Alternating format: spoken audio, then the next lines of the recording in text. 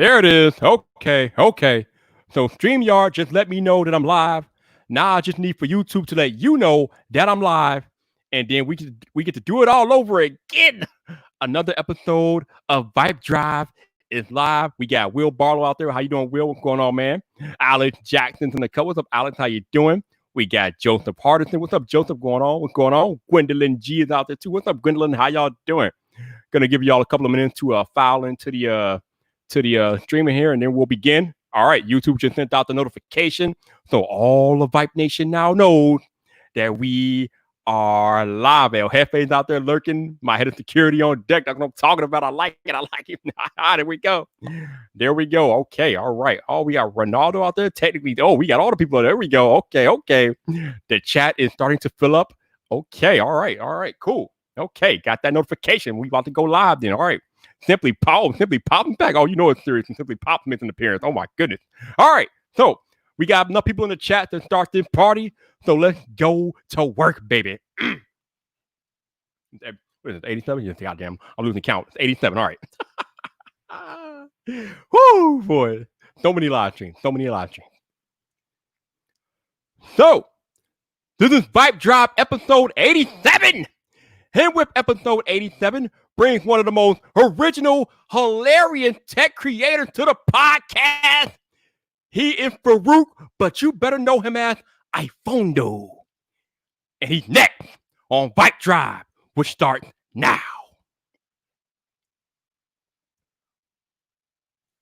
What's up, people?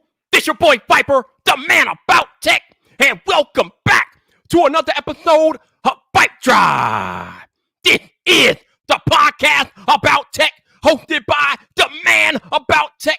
And as I just alluded to in my introduction, I have a tech content creator that is buttery smooth with his cinematic game. He is one of the most hilarious tech creators I have ever had the pleasure of watching on the platform. He goes by iPhonedo. What's up, Farouk? How you doing, man? I'm well. How are you? Thank you for having me. Thank you for giving me the time. Of course. My pleasure. Absolutely. So, first thing I got to ask you is about the name. I think I heard a story about how you came up with it before, but I don't remember. So could you let my listeners and watchers know, how did you come up with iPhonedo? In 2007, when iPhone came out the first time, I was following how to jailbreak and unlock it. And then as side income, I started jailbreaking and unlocking iPhones for people. I was living in Turkey.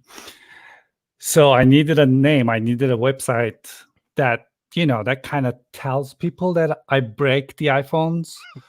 So like Taekwondo, iPhonedo, breaking the phone so it's free so you can use it in Turkey. It didn't come to Turkey until the next iPhone 3G. Mm-hmm.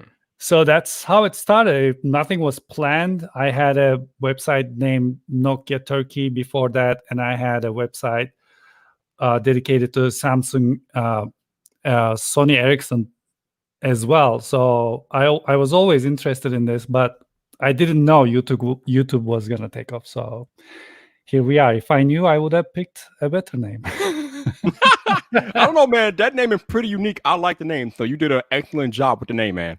Thanks so much. Now, how long have you been on YouTube? I'm going to say it started a little before the iPhone craze, but I was just uploading random videos, nothing serious. And then with the iPhone, I was uploading videos to show how I'm jailbreaking and unlocking the phone so they can trust me sending in their phones, how I was unboxing it and then boxing back in so they can get like a, nice experience of unboxing their phones. That's how it started. It was Google video when I first uploaded it. Okay. Mm-hmm. So usually I ask people what brought them to YouTube, but it sounds like listening to you usually wants to show people how you were jailbreaking iPhones and you wanted them to know that you were legit and your ability to jailbreak iPhones. Yeah, it was very difficult in the beginning. There was an operation called Test.55 where you had to open up an iPhone and then short circuit something and then run a script, and then it was really complicated. It was like Mission Impossible, but it was a lot of fun. You needed like a loop to see it closer so you know which circuits you're getting into. It was a lot of fun. And then the GeoHot and Zibri era began, and then it was all software. We didn't need to open up iPhones. Yeah, it's funny, because as you know, people have been jailbreaking iPhone for the longest period of time, and it's been funny to watch Apple like take little tweaks from the jailbreak community and naturally incorporate them into iOS.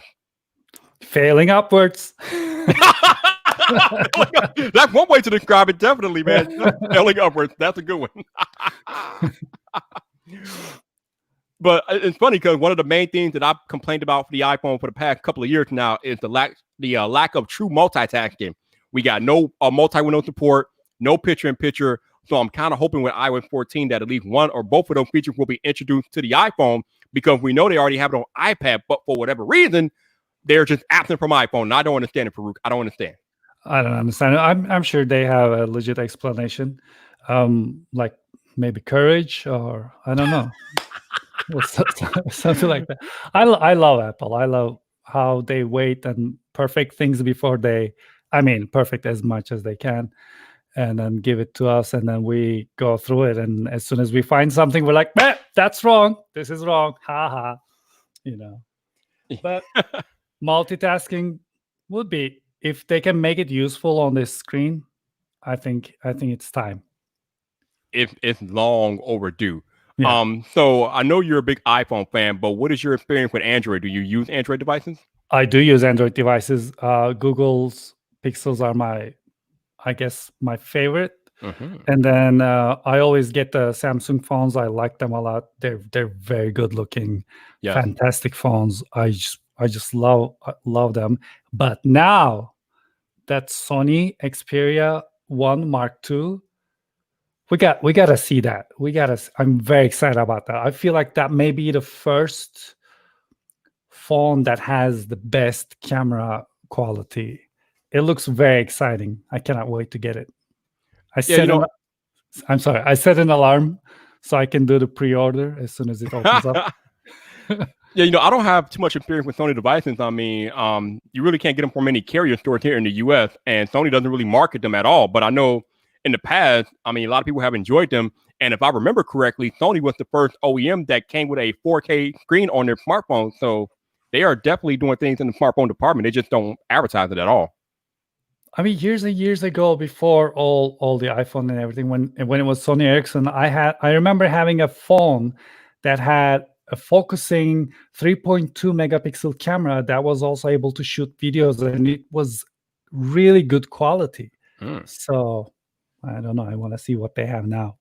Yeah, hopefully they'll bring the noise. Shout out to my man Renee Ritchie for the super chat. Said, Farouk is a legend, Viper's an icon. Please enjoy it. Vintage Sport Crap for all the work that you do. You already know, Renee. You already know. I appreciate it.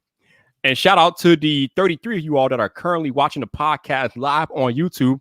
Thank you for hanging out with me and Farouk today. I greatly appreciate you guys. If you guys want to support the podcast like my buddy Renee just did, you do have the option to super chat. It is not required, but anything that you are willing to donate will be greatly appreciated.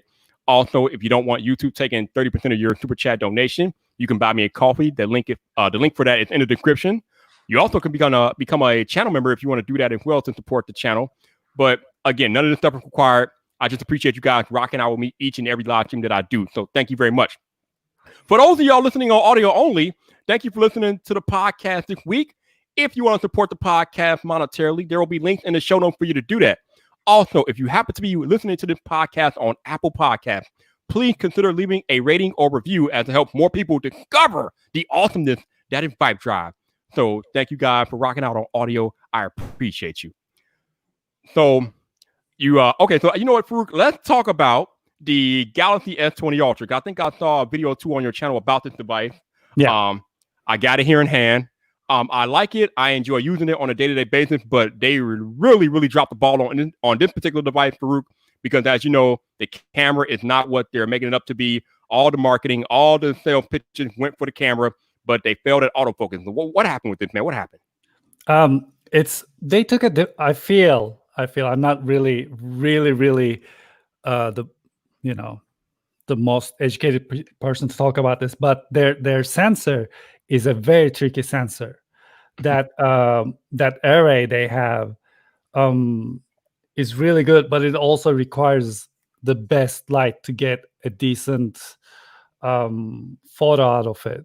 But when it's combined, I mean, if they didn't push it for this is for the professional photographers and videographers, then it would have been a lot better.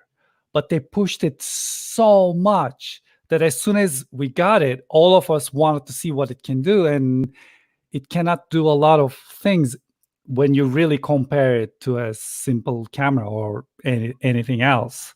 And you really have to know how the photo sites work and what megapixel means, and then you'll be able to understand maybe faster why it failed that way. But if you're just relying on numbers, 108 megapixels sounds crazy until you really know why it's 108 megapixels. But I'm hopeful. There are a lot of devices that we experienced that were bad in the beginning, and then they fixed it via software. I mean, they cannot really make it a lot better, but they can make it better. Yeah, I think we've had maybe 2 or 3 updates to the S20 Ultra since it launched back in March, but none of those updates have really addressed the autofocus issues that continue to plague the device. Yeah. So I am of the mindset that you are. I don't know if this is something that Samsung can fix with software alone. I think it might be a hardware defect. I know Marquez Brownlee said as much in his review of the S20 Ultra. So that is unfortunate, especially considering how much this device starts at. Starts at $1,400, and it comes with a camera hardware defect. The biggest selling point of the device is also its biggest downfall. So that's very unfortunate for Samsung. Yeah, and they had a really nice hype, and they kind of missed it. But Samsung has a really loyal and loving following, so I'm sure as soon as they fix it. Also, remember GH5 when it first came out, it was terrible at autofocus. Not bad, it was unusable. But I think it was 1 year later that as soon as they realized not 180 degrees shutter, but 179 degrees shutter worked, and then they implemented that into the camera, it got fixed. So maybe something like that may happen. We'll see. Yeah, hopefully they can improve the hardware on the upcoming Note 20 and Galaxy Fold 2 devices maybe, but I'll believe it when I see it, more or less. I wish I bought not the Ultra, but the other one, the Plus. Oh, the S20 Plus? Okay. Yeah. Yeah, it's funny, though, because obviously the Ultra is the most expensive model, but there are no camera issues on the S20 or S20 Plus. So your lower tier models don't have any camera issue, but the big boy has all sorts of autofocus issues. So it's kind of weird. I guess they try to tweak it a little bit too much, and it kind of lost. They got away from them. Yeah. All right. So I know that you are a big time camera guru. I know next to nothing about cameras. Right now, I do happen to be live streaming with this Sony A7 III. I know you said you're using this Sony A7 Mark, Sony A7 R4, something like that, right? Yeah. And you were looking buttery smooth over there. You got the whole cinematic backdrop. You are getting it done, man. Oh, thank you so much. No doubt. So I'm curious. Talk to us about your love of camera, because obviously you have a big love of cameras. I mean, you're a big camera guy. You're in there with Sony and them. So talk to us about your camera experiences. It all comes from the family. My grandfather was a huge camera lover. He had a lot of cameras.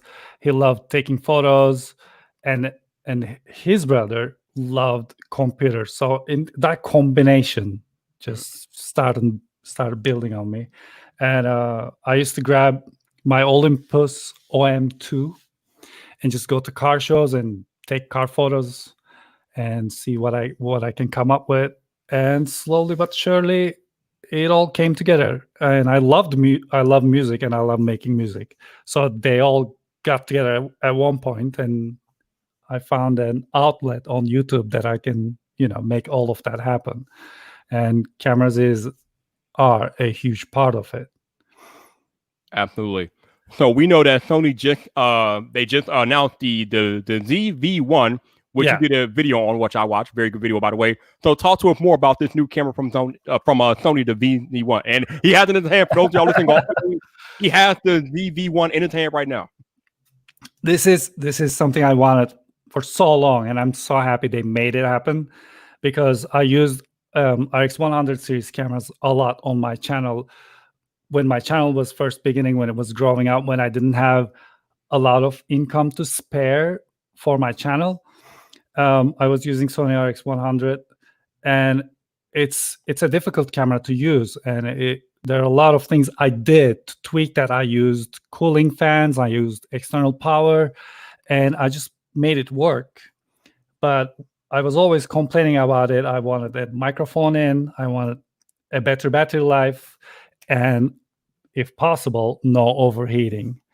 And it finally happened. This is it. I just love this thing. I want to make another video with it. That's how much I like it, because this is years and years I used the RX100, and then this is exactly what I wanted. It's a really good camera, and I think it is for people who are just starting up and to people who just need an extra camera in their pockets, or just in case, because it works, it delivers. It's really seriously good. Yeah, from the things that you were doing on your video, it does look like a very, very good camera. But one of our big consternations with Sony cameras over the past couple of years is their lack of an articulating screen. And this camera finally, Farouk, it brings an articulating screen. But that is their vlogging. That's not a full frame sensor, obviously.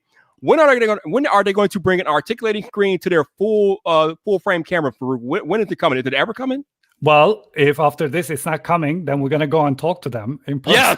Yeah. Let's go talk to them. Yeah. This is it. This broke the thing. I think this is it. This is from now on we're gonna get the flip out screen. But it's time, because also I'm so used to shooting with the A7 cameras. When I was shooting with this, I was constantly looking at myself in the screen, which is you look really funny in the video. And I had to tell myself, I keep telling myself, like, look into the lens, don't look at yourself. But at the same time, I shot in manual settings, so I wanted the exposure and everything to be good. But it was challenging. You keep looking at yourself. You're like, hey, that's me. I'm in the frame, and it's looking good. Right. Yeah, it's definitely difficult. Like you said, when you have that flip out screen, it's very easy to take your eye off the lens. Fun fact, that's why I wear sunglasses during my videos, because I got this trick from Casey Neistat. He talked about how he had issues looking or paying attention to the lens directly. So in order to kind of mitigate that, he would wear sunglasses in his videos. And I'm like, when I first started off doing YouTube a couple of years ago, I found I was having similar issues paying attention directly to the lens. So in order to mitigate that, I started putting on the shades, and the rest is history. One of the best moves I ever made, man. Yeah, I do that sometimes while I'm reading the things from my phone. I usually mount it next to the camera. I put on my sunglasses and read my notes. That's right, people. This is why we wear sunglasses. Don't hate, baby. Don't hate. also, second language. You come home and you watch, like you wake up 5 a.m, go to beach or wherever you're gonna go, and then you're shooting. You have to be quick, before people get there, and everything is rushed. You have to set up a lot of things. You're one-man band, and then you come home. This actually happened in this video. There was this one part where I talked about Sony RX0 Mark II, and apparently I said Sony Mark II. I come home and I'm watching it. What is Sony Mark II? How come I'm not hearing that while I'm saying that? So I like to have notes. Yeah. So that doesn't happen. Yeah. I don't script my videos. I don't know if you script your video, but I don't script my video. But what I do use is an outline in front of me. Sometimes I'll have it on my laptop. I'll have notes that I can go off of just to make sure I hit all the points I want to talk about in a particular video. Because as you know, it is extremely difficult, even when you have notes, it is extremely difficult to get everything that you want to get accomplished in one video. It's not the easiest thing in the world. It's not. It's not. I put the outlines a lot. Also, when you're I like to have some script parts, and I like to have some parts where it's just me talking. I think that balances it a lot, because for the script parts, you're usually talking about the technical specs, which you have to get it right. Right. And then for the experience part, you can just say whatever you're seeing or whatever you're feeling about the product. So I find that nice balance where it, makes the video I feel more easy to watch.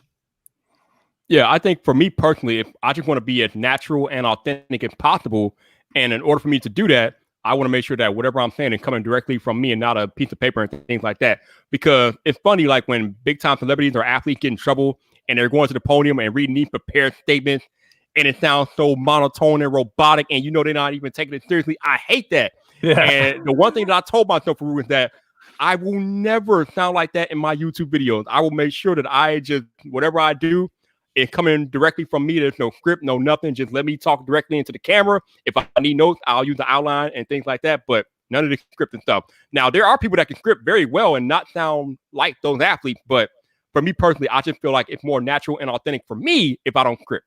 Yeah, that's correct. That is correct. Also, if you're reading from a teleprompter, you usually feel it because their body language mostly, some people do it really good, mostly doesn't match what they're saying. It's just this weird repetition of, hand gestures. You see it too, right? Let's talk about body language. Body language is so important, Farouk, as you know, when we're shooting these videos and we're trying to relay our point, our message across to the viewers. Body language is so important. A big part of what I do and the way I do my videos is I make sure I have like a ton of energy. If people know that watch my content, they know I have a ton of energy. I want you to be alive. I want you to be awake when you're watching a Viper video. I don't want you to be bored. So Farouk, you've been doing it for a while. Talk to the people about how important body language is, because I know it's more of a subconscious thing, but if your body language is wrong, that comes across in video. It does. Anything that is not honest comes across the video. I feel it's maybe not explainable very easily, but people feel it immediately. So I think if you're creating content and the first thing you want to make sure is that you're honest. You can make mistakes. Don't be afraid to make mistakes in your video. Right. That is completely different. But as soon as you're honest with how you feel, you don't have to follow the herd. This may be your feeling about one product. You may love it. Everyone may hate it. Doesn't matter.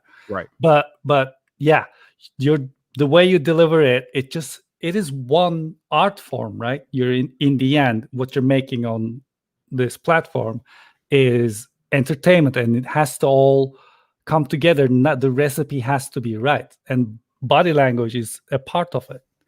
So you have to, go with what you're saying. It happens naturally, right? Yes. Like you said, because if you're trying to make a video, let's say you're trying to make a video about a product and you really don't like the product, but you're trying to convince us that you like the product, we are going to see right through you that you don't like the product. It's not going to work. So that body language needs to be on point, because if it's not on point, your viewers are going to see right through that, man. Dude, if we have the same product, especially. Yep, right. Right, you're right. Woo! Absolutely, man. Yeah. Shout out to LeBaron for the $20 super chat. Say you got to follow Renee's lead. Love Farouk Sony video. One of the best coverages on that camera that I've seen so far. Hey, this dude, the way that you get deep and analytical with some of your reviews is just mind-boggling. Thank you. Especially with your audio reviews.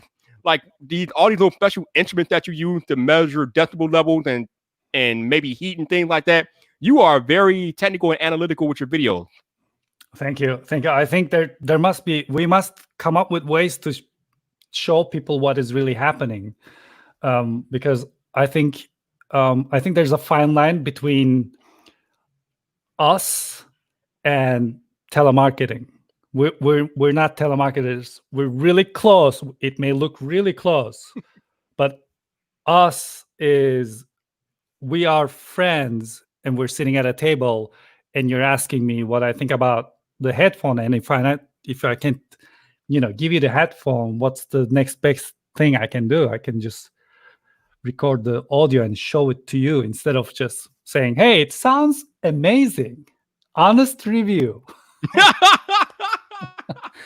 You're right. And I mean, for the few audio videos that I have done, I have not been able to actually figure out a way to record audio. But like you said, you record audio and you give the listeners a sneak peek of how the audio sounds from that particular instrument, and that goes a long way to that authenticity of you and your content, and that says a lot about what you do, man.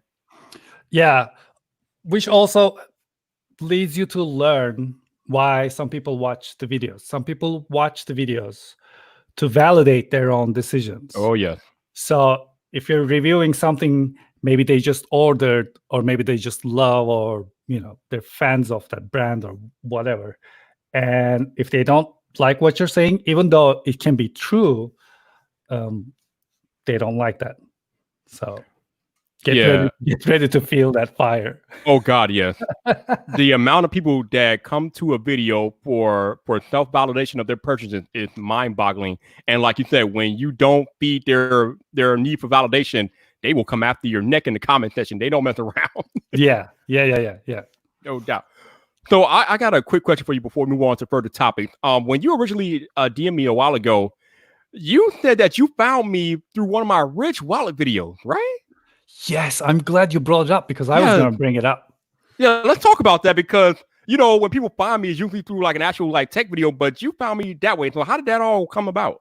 So there was one point where I was going to make a massive unboxing video, which I never did before. So I was buying stuff and just waiting to unbox them all together. And one of the things I wanted was a minimalist wallet. So I actually don't even remember that brand anymore, which is very sad. There was another brand before Rich. Mm-hmm. So I posted that online and I said, hey, what do you guys think for the minimalist wallets? And then Rich contacted me, and then they sent that care package that you have as well.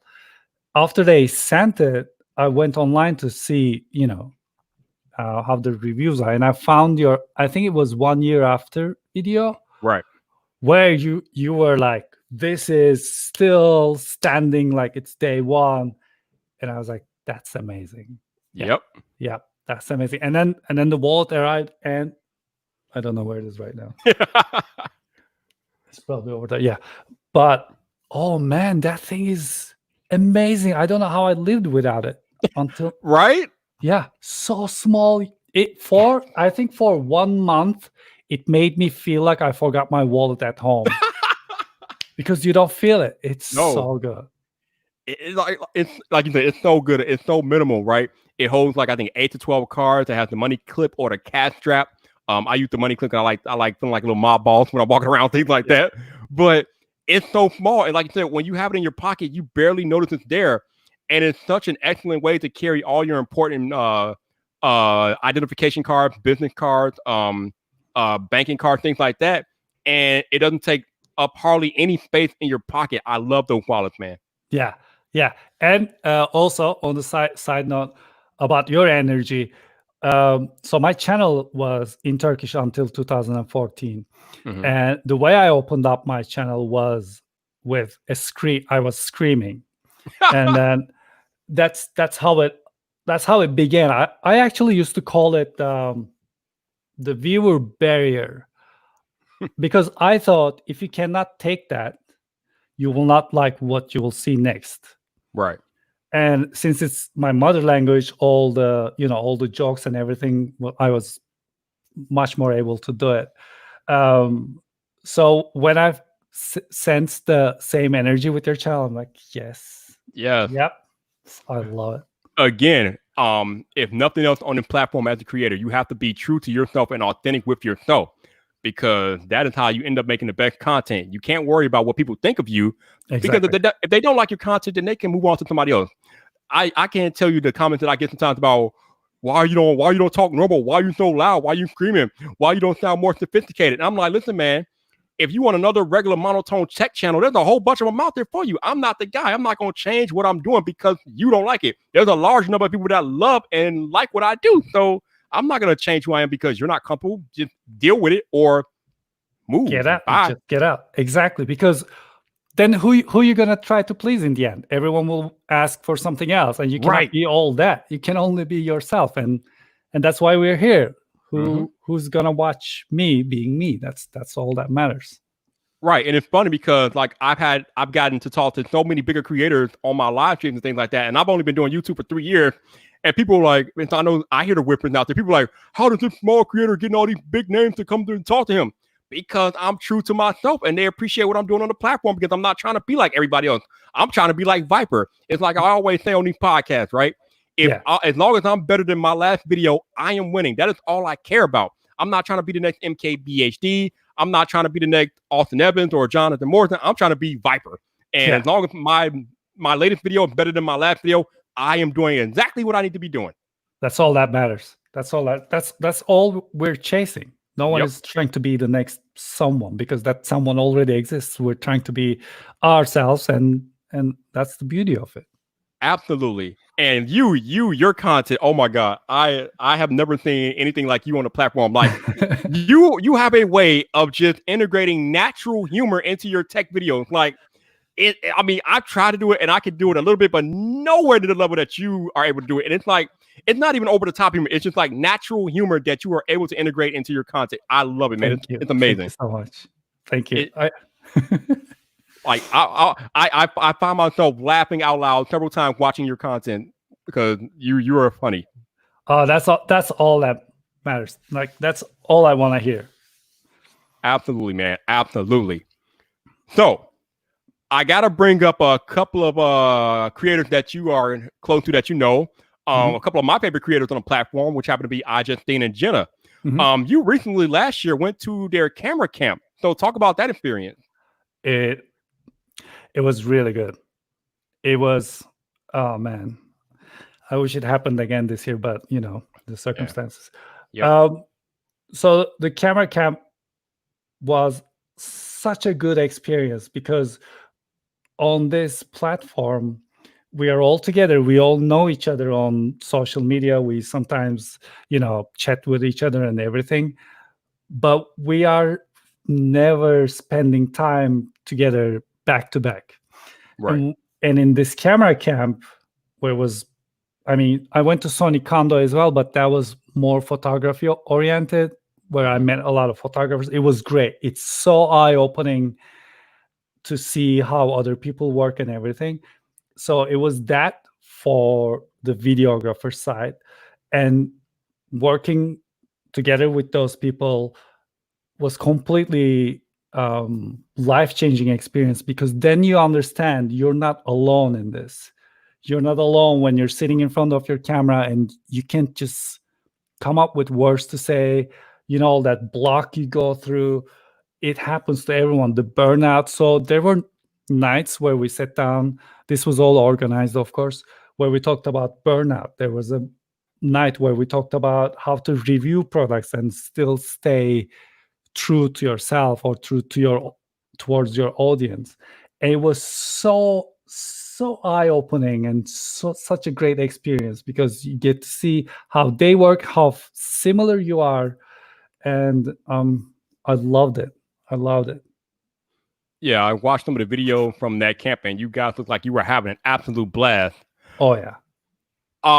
So talk to me about meeting Justine and Jenna in person, because like I've been watching their content for a while. I love what they do. I love what they bring to the platform, but you've had the chance to meet them in person and work with them in person. So how is that? They're the best. They're just the best. They're fantastic people. I love them, and I don't know how to not sound, like I'm trying to suck up, but I'm so happy to meet them. From the moment I met them, it was the Kondo trip before the last Kondo trip. So it was, I think, 3 years ago. And it was the second I met them, and I was amazed by how nice they are, how kind they are, how caring. You ask about one thing and then they don't forget. They come back and ask you if you're doing it, if you want to collaborate or something. They're fantastic people. I love them so much. Yeah, I have not had the chance to meet them in person, but from watching their content and the limited interactions I've had with them on Twitter, they are awesome people. Oh, I've been trying for a while now to get Justine to have a chat with me on the podcast. I sent her a DM, but I don't know if she missed it or hasn't seen it. So hopefully she'll see that DM at some point. We can schedule something, because I would love to be able to talk to her. But yeah, they are definitely legit, man. Yeah, they are. Yeah. All right, so we got to talk about the headphones that we are both wearing at the moment. For those of y'all that just don't understand what's happening right now, me and Farouk are wearing the best headphones, the best noise canceling headphones ever made, the Sony WH-1000X M3s. So Farouk, talk to us about how you enjoy these headphones, man, because obviously you're a fan. I love them. I got these at the camera camp, and before that, my experience with noise canceling headphones was not good because I had, I don't know, somewhat cheaper noise canceling headphones because, they're expensive. And those gave me migraine that felt like someone was squeezing my ears in. It didn't feel like it was canceling noise. It felt like, someone was trying to squeeze my head to cancel the noise out. And then I got these and I tried it once and that was it. Sometimes I just wear this and turn noise canceling off because we have a lot of ACs turned on here during hot days, and I just sit in quiet. They're so good. They are the best noise canceling headphones, and they are just the best headphones I've ever used. I mean, they're so good for. I got them in both colors, man. They are that good. I swear, I thought about the same thing. Yes, they are that good. They're really good. By the way, we didn't plan this. We didn't plan on wearing the same headphones. Yeah. Actually, I kind of planned it because I was watching some of his content before the podcast started, and I thought that he was wearing these headphones in one of his videos. I'm like, you know what? Since I know he has them, I'm going to wear mine too. And bam, here we are.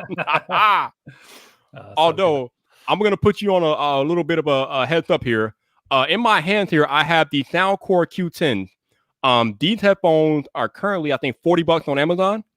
And these are some of the best headphones I've ever purchased in my entire life. Now, the caveat is that they are bass heavy. So if you are a big bass head, then these are definitely the headphones for you. The cool thing about these headphones, besides the fact that they're bass heavy, is that they have 60 hours of battery life. And they also give you 5 minutes of quick charge, gives you 5 hours of playback. Wow. And they have USB Type-C. So these are legit, man. I don't know if you're in the market for an additional set of headphones, but I would highly recommend you check these out. You will not be sorry.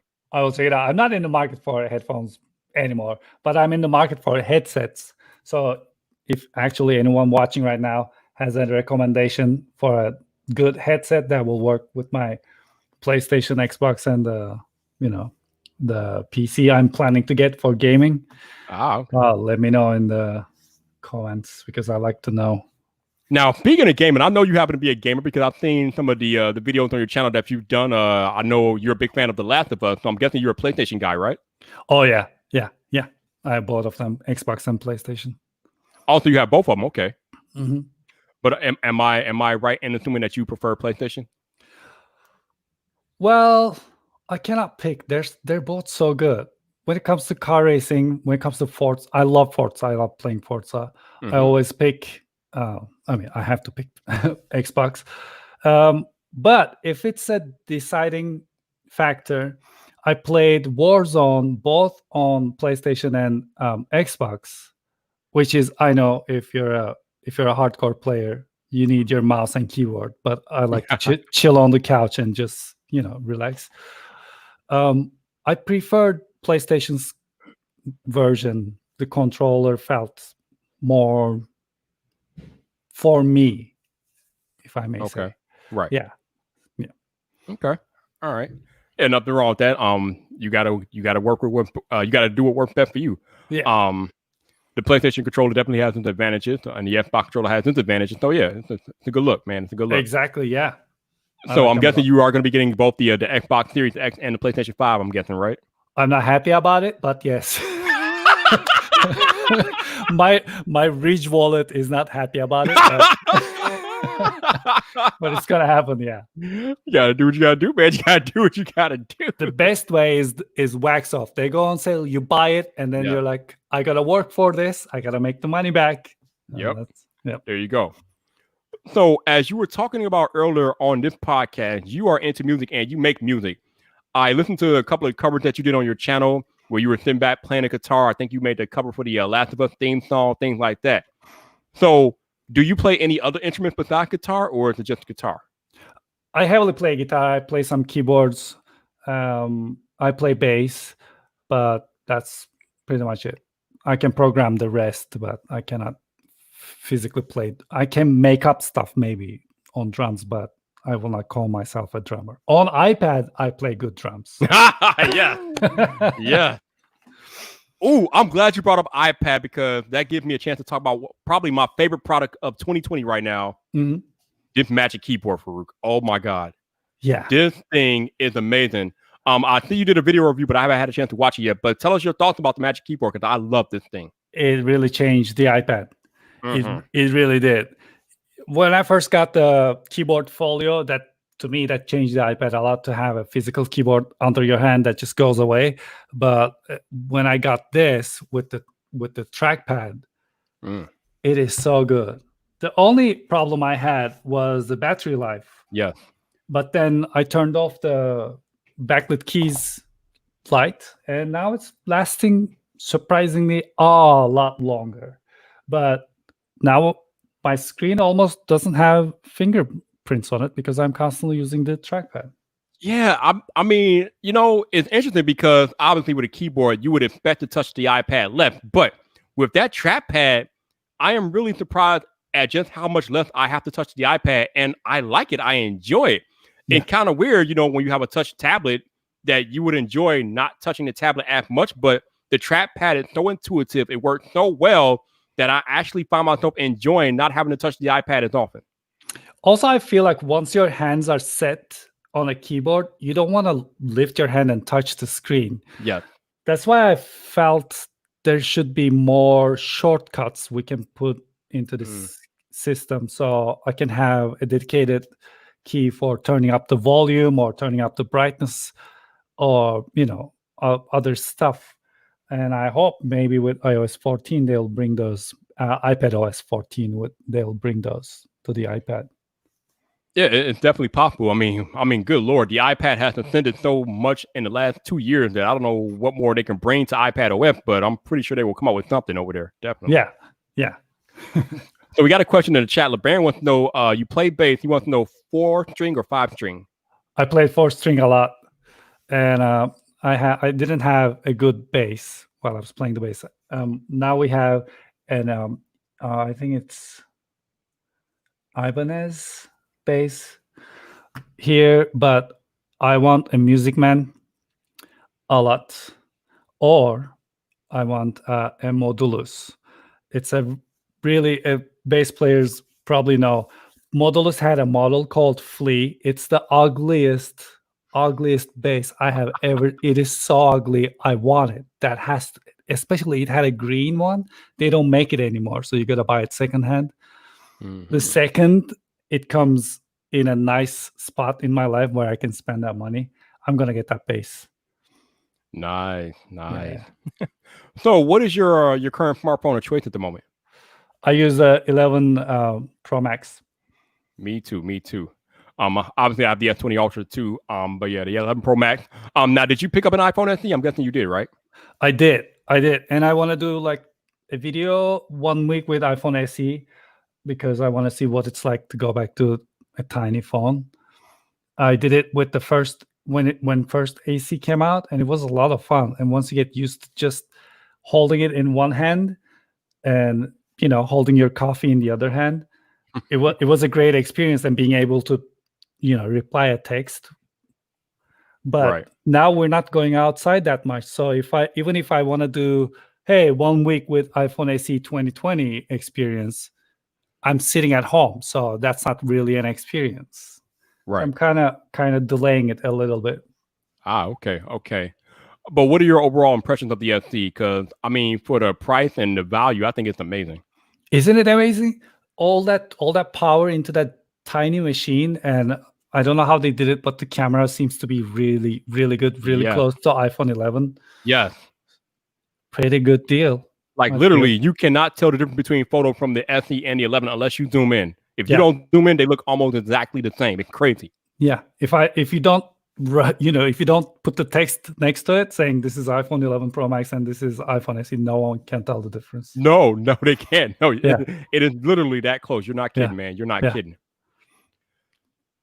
Oh, man, I'm enjoying the conversation. Me too. It's going great. It's going great, man. I appreciate you. So, what are your thoughts on foldables? I don't know if you had a chance to play one or if you own one or not, but what are your thoughts on foldables right now? Wait, what did you say? Thoughts on what? What are your thoughts on foldables, like the Galaxy Fold 2 coming? Foldables, yeah. I am so excited about them. But when were they first announced? has it been 10 years when we saw, when we saw that CES footage of the bending screen? I think it's been 9 years or 10 years. So I expected in 9 years or 10 years they would come up with something. I don't want to say better, but something that will not die because of dust. Right. But anything that pushes the limits, anything that pushes the technology, I'm all for it. Bring it. We need competition. We need new things. We had enough of same rectangle phones all around that you cannot tell which is which when the screen is off, especially. So I'm very happy to see a folding phone. And I feel like if they can really find a useful scenario for it, when it is really useful, then it's going to make a huge difference. Now, have you had a chance to use any of the foldables out there right now? No, I saw in my friend's hands, but I haven't. I tried what was that one at CES? The very early one. Oh, the Flex Pi Royale, probably. Yes, and that didn't feel good in the hand because the screen felt like plastic, and the middle part was like a washboard where it had that folding. Right. So it wasn't. I don't know. It wasn't that much impressive. But yeah, I don't think many people were impressed with that. Were impressed with that particular foldable, but the Galaxy Fold seems to impress a lot of people. And now we are on the eve of the Galaxy Fold 2 coming later this year, so that should be interesting. That should be interesting, yeah, because I bet they learned a lot. And the one thing I really like about Samsung, they'll just come back stronger. They'll just come back stronger. They if they make a mistake, they'll come back stronger. That's why I bought Note 8 after the Note 7 fiasco. Mm-hmm. I felt I never reviewed Samsung on my channel, but now they're in. I want to review their phones. If I like it, I don't like it, doesn't matter. And I loved it. That was my favorite phone until S20 Ultra. Yeah, Samsung devices are very good. I love the Galaxy devices myself. I feel like they're the best Android devices for me, just because they come packed with so many different features. Man, I love the features that they throw in there. Yeah. Also all the goodies you get, you buy it. They send you memory card. They send you wireless charging. It's really good. Absolutely, yeah. Samsung is definitely legit with the pre-order goodies. So we got a question. Marat wants to know, when are you going to review the Sony on your head? Oh, I didn't think about reviewing it. I don't know. Probably when something competitive to this comes out, this is going to come into the equation. This is going to come into the video, and that's when it's going to be sort of reviewed, I guess. Okay. Yeah. Okay. Are you familiar with the Bose NC700s that are out there? I want to review. I want to see, because now that I got the taste of what a nice noise cancellation can be like, now I want to see what Bose does. Yeah. So Bose has the NC700s out there. So yeah, you should. I think actually John Redinger just did a video on those. I think yesterday. So yeah, I have a pair. I don't think they're as good as the Sony's on my head, but they're not bad. Oh yeah, I want to see. I want to see, because I don't want to name that brand, but the one I tried was like really brain drilling. It was really bad. Yeah, some people do not know how to execute noise canceling correctly, so I can understand that. Yeah. So, given the current state of the world, how are you holding up given what's happening with the pandemic and things like that? Well, who has the real job now? Oh man! Yes! Oh, that was a beautiful answer. Oh my God! Wow! Damn! Woo! Jesus! Oh, we should just stop the podcast right now. We should just end the podcast right now, because there's nothing going better than happening. What the hell just happened on the podcast? That was damn! Woo! Wow! Well, it's going well. Some days are very difficult. Some days we don't know. Not knowing what's going to happen next is weird.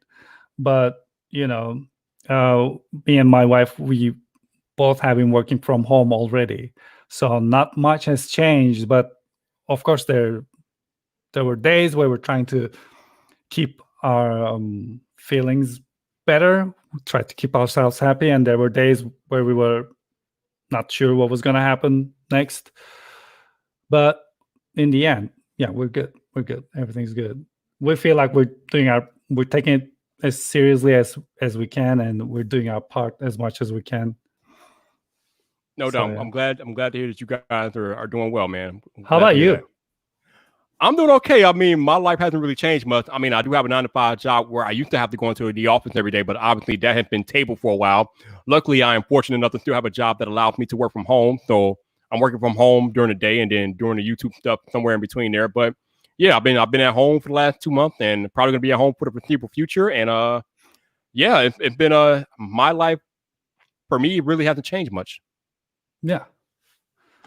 I guess we learned that we don't need to work in an office that much. I guess I don't know. Yeah, it's interesting because I think a lot of people kind of look down at the home work from home thing, but now that it's essential that people work from home, they're like, oh, so all the jobs that we thought we had to be in the office to do, oh, we can do these at home now. Yeah.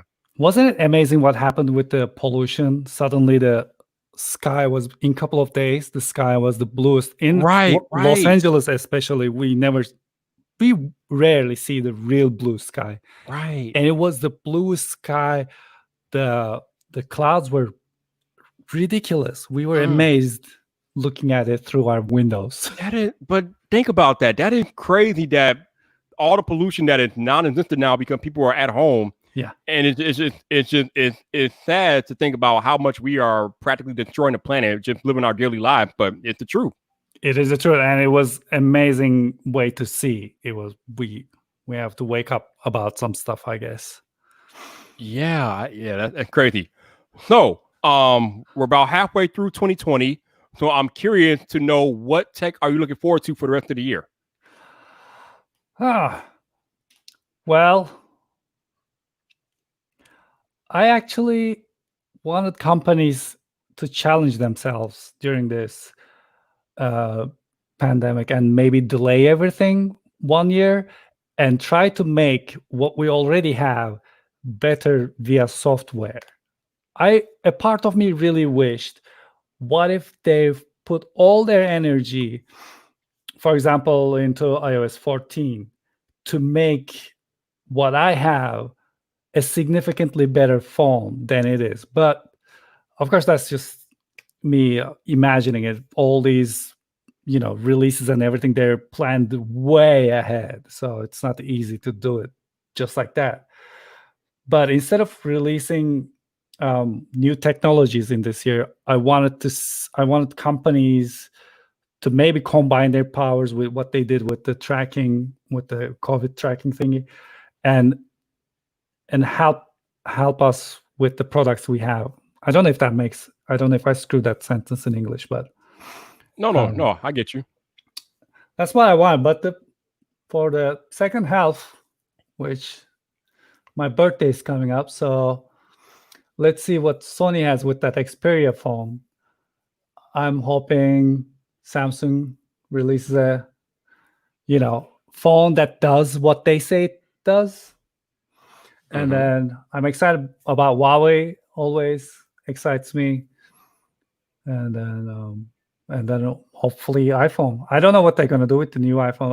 I don't really like following leaks a lot.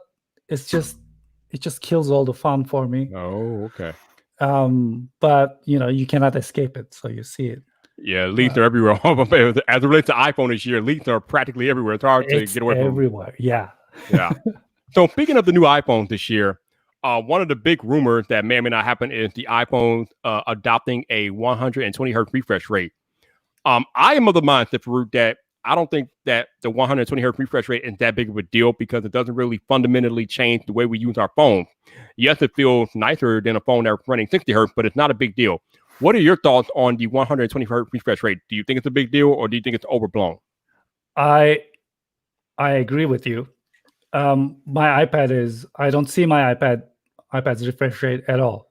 It's just, you see it in the beginning and it just disappears. And if this is something, I care about function than form. What matters to me is what I can do with this phone. If it's gonna drain the battery, I don't want it. If it's gonna help me with something, yes, I want it. So I feel like I'm meet on that level, especially lately with Apple a lot. Um, when it comes to 120 hertz, yes, it's great. It actually really looks like you're moving something under your finger, because it just follows so good. Mm-hmm. But in the end, you just tap onto your camera and then you take a photo and then you put it back into your pocket. If you really think about it, what you need this for, then I don't really care about it. I actually care more about the pulsing screen, because I have ophthalmic migraine. The pulsing screen, especially when it's dimmed down, it bothers me a lot. So maybe Okay. if they fix that, I think that's a bigger issue with these screens. Definitely.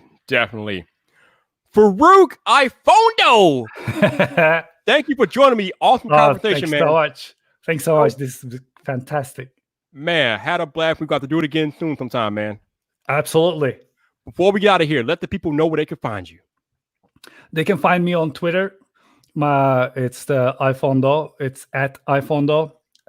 It's like Nintendo, but with an iPhone in the beginning. Same thing on YouTube. On Instagram, it's something else. It's AYFONDO. It's weird. I don't know. Someone squatted my name on Twitter, on Instagram. So we'll see. Damn them. We'll see. Man, no doubt, man. For those of y'all watching this live stream on YouTube, thank you so much for hanging out with me tonight. I greatly appreciate you guys rocking with me each and every week. If you super chatted, brought me a coffee, became a channel member, any of that good stuff, thank you for your support. I greatly appreciate you guys rocking out. Thank you.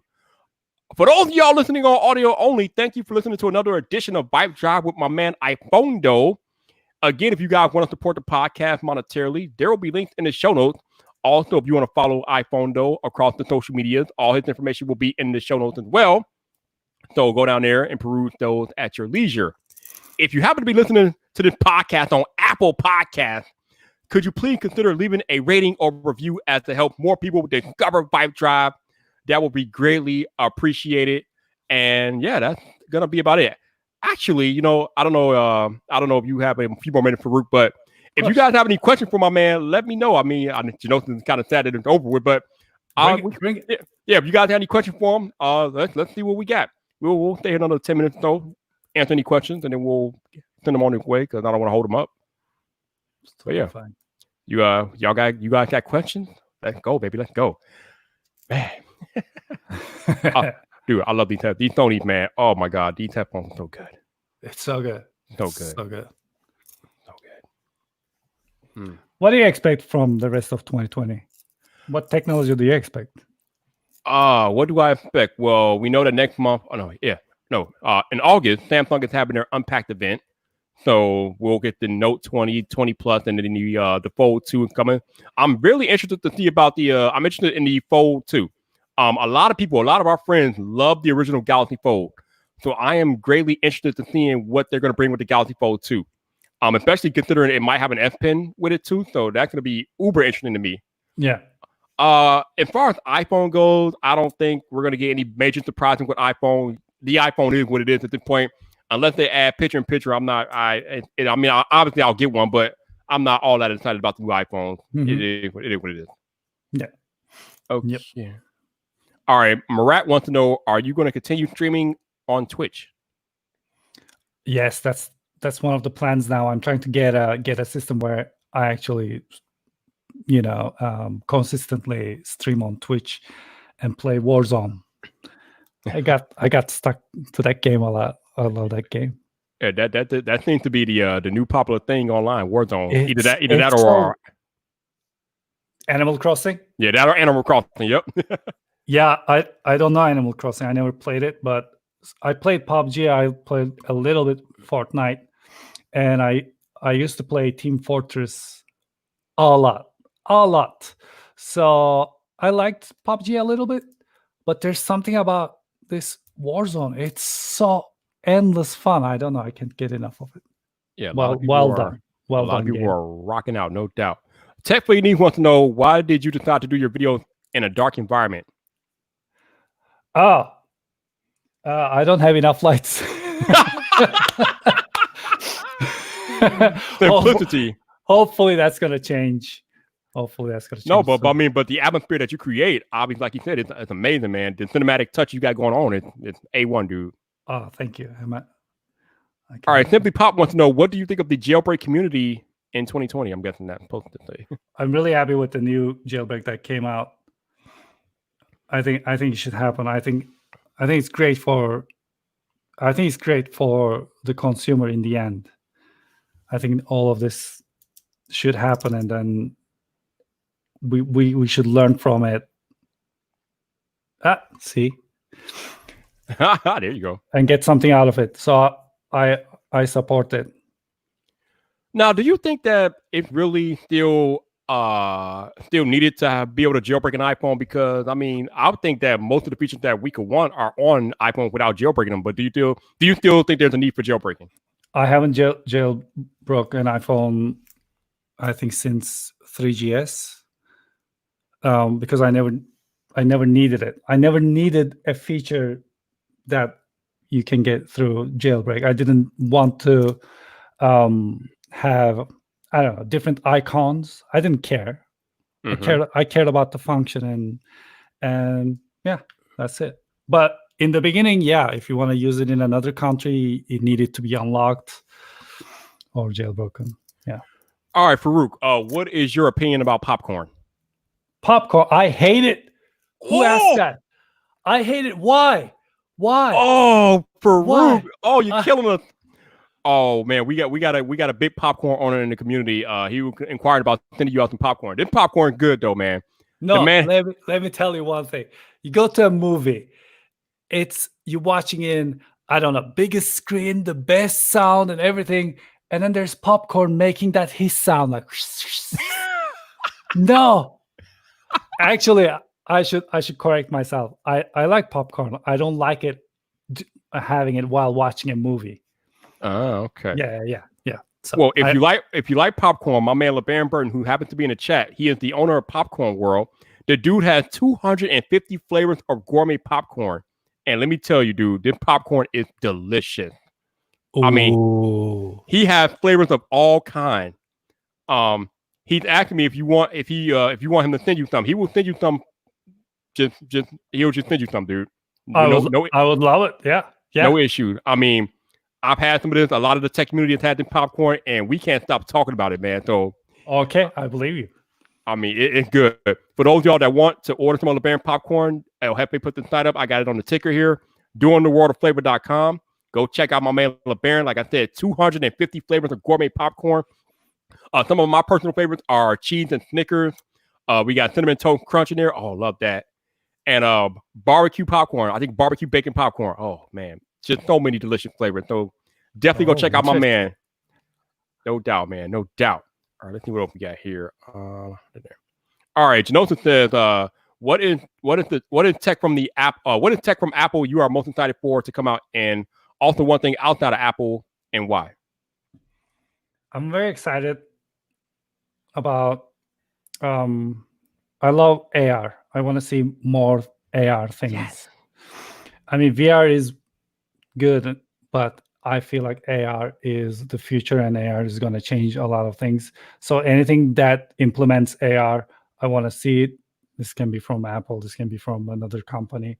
But I think slowly but surely, that LiDAR sensor on the iPad makes AR so much more useful. But yeah, if it's going to be a wearable or something that is going to be easier to experience, I cannot wait to see that. Yeah, I am excited about Apple's AR glasses that are supposed to be coming. Yeah, man. Whew. Yeah, and I'm gonna wear that even if it doesn't look good. I'm gonna wear it. I don't care. Come on, you know this is Apple. It's going to look good. But it's a difficult thing. Remember what Google went through with the Google glasses and all the privacy. I said, Farouk, we're talking about Apple here, man. Apple's going to make it look good. I'm sorry. Yeah, but they have to overcome that overcome that thing that our public is gonna have. Yeah. So that's gonna be interesting to see how. But I think one of the big steps that they're taking is to make sure that there's no cameras on board, so there's no privacy concern with the, at least with the original AR glasses. So that'll be comforting for the public, definitely. Yeah, no doubt.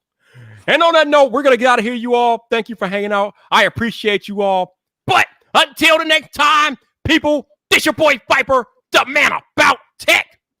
You know where to find me. So come back for more.